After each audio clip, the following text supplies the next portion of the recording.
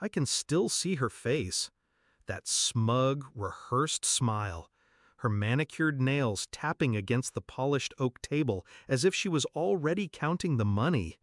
She didn't even look at me when the lawyer opened the will. She didn't need to. She thought she'd already won. 5 months earlier, when Dad married Vanessa, I wanted to believe she loved him. She was young, beautiful, and knew how to laugh at his jokes.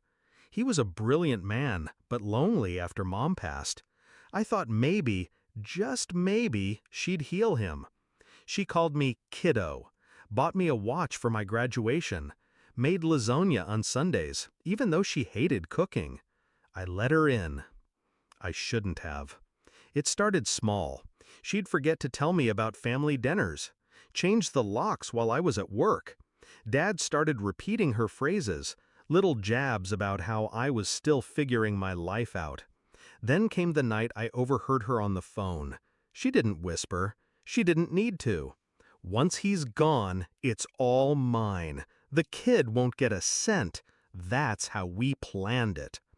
I stood there, in the hallway, gripping the wall so hard my fingers ached. She knew I heard. She looked right at me as she ended the call, her lips curling. "Don't look so shocked, kiddo. This is how the world works." I didn't argue. I didn't yell. I smiled. And that's when the planning began. Vanessa thought Dad's will was set in stone. She didn't know Dad trusted me more than he ever trusted her. What she also didn't know was that I'd been helping him restructure his estate for months before his health declined. When the doctor said the word terminal, Dad sat me down. "You'll be fine. She's not as clever as she thinks." He handed me the contact of his oldest friend, Robert, his attorney of 30 years. We rewrote the will. Not to disinherit Vanessa entirely. Dad wasn't cruel, but to make sure she couldn't touch the bulk of his assets without my say.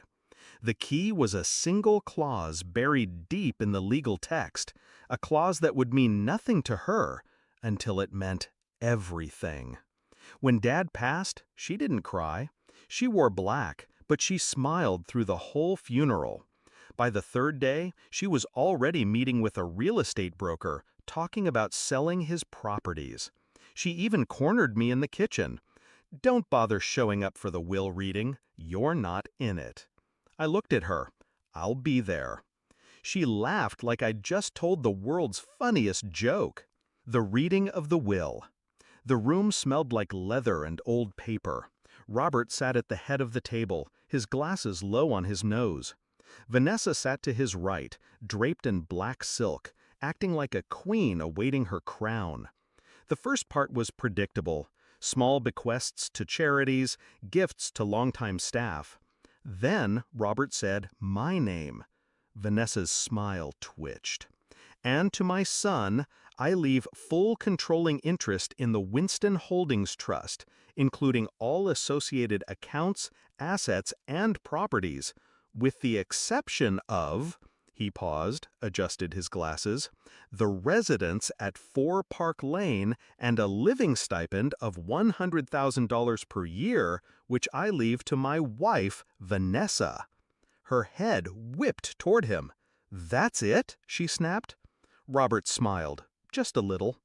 Per the clause in paragraph 14, any sale, lease, or transfer of trust assets requires the sole consent of your stepson. Without his written approval, you cannot liquidate or encumber any property within the trust. Her lips parted. No sound came out. She turned to me, eyes sharp enough to cut glass. "You planned this." I leaned back, calm as stone. "No, Vanessa. Dad did. I just made sure it was airtight." She tried to play it off, said she didn't care. But I watched her over the next months, how she wilted when her credit cards were declined because the joint accounts were in the trust, how the brokers stopped calling when they realized she had nothing to sell. The best part? I let her stay in the house, let her feel safe. And then, when she tried to rent out the guest wing for cash without my consent, I exercised the clause. I sold the house, legally, without her approval. She got her $100,000 a year, exactly as the will stated. Enough to survive, not enough to live the life she thought she'd stolen. The last time I saw her, she was standing outside the Park Lane gates, suitcase at her feet. She didn't look at me when I walked past. I stopped, just for a second. "Guess you were wrong, kiddo," I said. Her jaw clenched. I kept walking. Revenge isn't about rage. It's about patience, about knowing when to speak and when to wait in silence until the ground beneath your enemy gives way. Dad used to say, "A sharp mind cuts deeper than a sharp blade." He was right.